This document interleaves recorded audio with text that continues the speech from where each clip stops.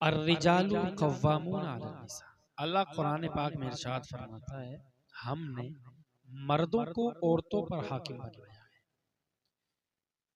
और पता ये चलता है, जिस घर में अगर मर्द हाकिम बन के रहेगा तो उस घर में अल्लाह की जहमतें नहीं बल्कि अल्लाह की रहमतें आएंगी। उस घर में कभी परेशानियों का सामना ना होगा, कभी लड़ाई झगड़े ना होंगे। लेकिन हाँ, जिस घर में औरत मर्दों पर हाकिम होगी ना, तो फिर उस घर में अल्लाह की रहमत नहीं बल्कि अल्लाह की जहमतों का नुज़ूल होगा, परेशानियों का सामना करना पड़ेगा। और आज अल्लाह अकबर, अगर समाज के अंदर देखा जाए तो जो चीज पर्दे में रखने की है, जो चीज पर्दों में रखने की है, अल्लाह अकबर, वो तो सरे नीलाम बाजार घूम रही है, बाजारों में घूमती है। मुझे बताएं, हमने जो हाकिम बना दिया ना, औरतों को बनाया, शौहर घर में पड़ा है, बीवियां बाजारों में जा रही है, मार्केटों में घूम रही है, इधर उधर के चक्कर लगा रही है। वो मेरे प्यारे, अल्लाह ने अच्छा खासा मर्द बनाया था यार। अल्लाह का कुरान कहता कि हाकिम बनाया था तो हाकिम ही बन के रहे ना। और मालूम है, जिस दिन आपने हाकिम ना बने, औरत को हाकिम बना दिया, तो उस घर में कभी भी सुकून नहीं होगा, उस घर में झगड़े नहीं छूटेंगे।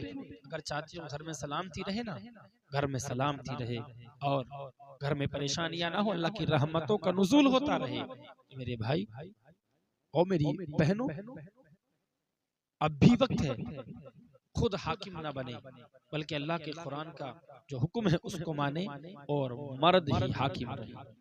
मर्द हाकिम रहे तो मेरे प्यारे बेड़ा ही पार, रहमतों का नुज़ूल ही नुज़ूल। और मालूम आज समाज के ताल्लुक से देखा जाए तो हम निकाह करते हैं, ठीक, निकाह करना ये मेरे नबी की सुन्नत है। निकाह करना नबी की सुन्नत है और फरमाया गया, जो निकाह यानी कि मुस्तफ़ा की सुन्नत को, एक सुन्नत को जिंदा करता है ना, तो उसे 100 शहीदों का सवाब मिलता है। तो एक सुन्नत को अदा करेगा ना, मुस्तफ़ा की सुन्नत को अदा। तो निकाह करना अल्लाह के प्यारे हबीब की सुन्नत है। और मालूम है, हदीस पाक में आता है, मिशकात शरीफ की हदीस है, वअन मअशरफ, हदीस पाक में आता है, वअन अब्दुल्लाह इब्न मसऊद क़ाल क़ाल रसूलुल्लाह सल्लल्लाहु अलैहि वसल्लम, या मअशर शबाबी मन इस्तताअ मिनकुमुल बाअ फलियतज़व्वज फइन्नहु अग़द्दु लिलबसर व अहसनु लिलफर्ज व मन लम यस्तति फअलैहि बिस्सौम फइन्नहु लहु विजाउन। मुत्तफ़क़ुन।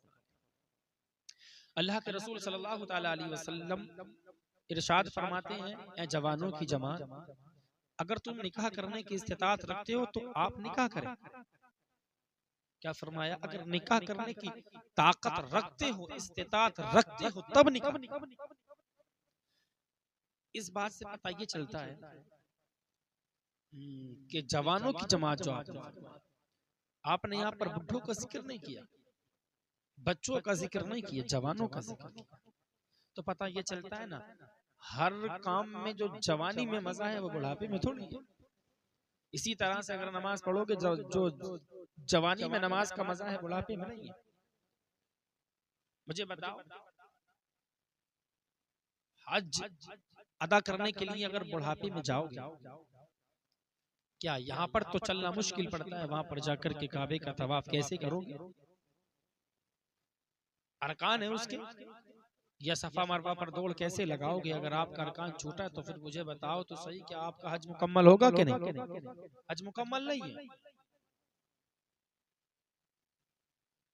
तो फिर जब हज मुकम्मल नहीं तो ऐसा किस लिए होता है? जवानी में करे ना हर चीज, जवानी में। तो अल्लाह के रसूल का जुमला सुने, फरमाते हैं, ए जवानों की जमात, तुम अगर इस्तिताअत रखते हो निकाह करने की तो आप निकाह करें।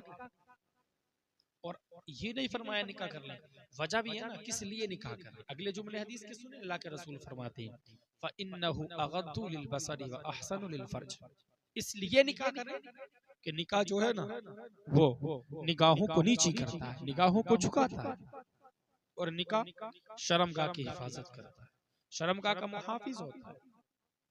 ये तो उनकी बात हो गई कि जो इंसान, जो बंदा निकाह करने की ताकत रखता है, लेकिन जो इस्तिताअत नहीं रखता, निकाह करने की ताकत नहीं रखता, तो वो क्या करे?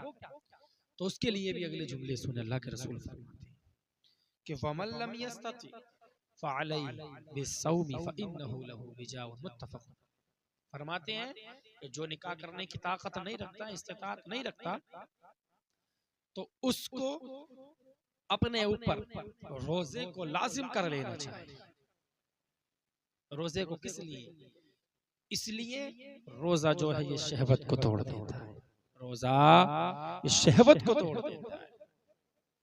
तो ये बात हो गई, क्योंकि समाज के अंदर देखा जाता 35 साल, 30 साल, 40 साल, 45 साल, 50 साल में शादी किया करता कि मेरे मुस्तफा की तारीख उठा करके आपने नहीं पढ़ी, अल्लाह के रसूल ने कितनी उम्र में शादी की थी, पढ़े उठा करके।